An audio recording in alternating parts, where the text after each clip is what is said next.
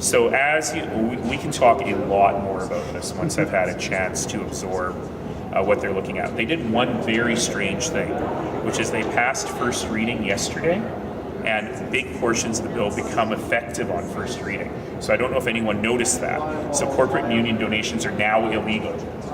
On first reading? I've legal? never seen that before. Legal? I'm not sure. It's very confusing, and in fact, yes, yay! Thank you for doing it.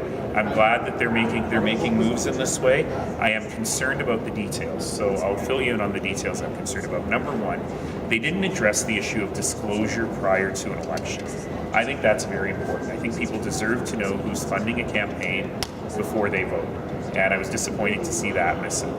Number two, banning corporate and union donations, particularly corporate donations, in an environment where you don't have tax receipts, actually could lead to less transparency, not more, because we have a lot of, for example, land developers and home builders that are privately held family businesses.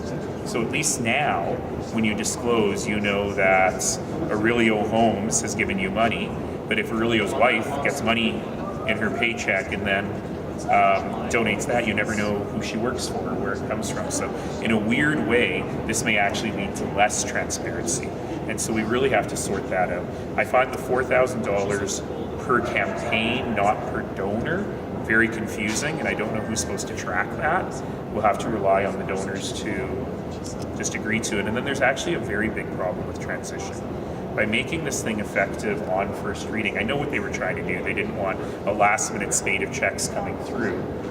But in so doing, it actually makes life very complicated, because people who have raised money before today, there's councillors who have fundraisers later this month.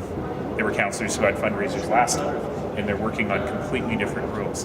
And for candidates, including myself, who are closing deficits from previous elections, this leads you in a very precarious situation, because as government, you really don't want to put someone in a position where they have now done something that is not legal and they have no recourse to fix it.